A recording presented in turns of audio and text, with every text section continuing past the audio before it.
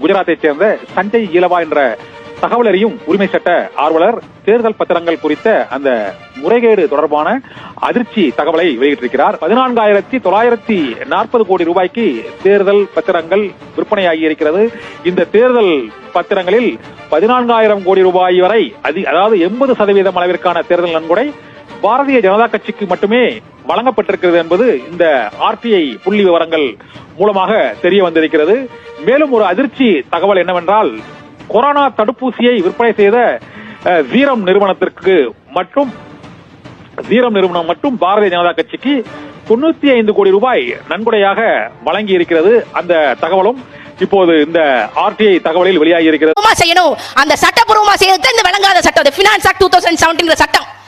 நீங்க ஒரு பத்திரத்துக்கு 20,000 ரூபாங்க, 5 வருஷம் ஆகுது, 5 வருஷத்துக்கு மேலே ஆகுது.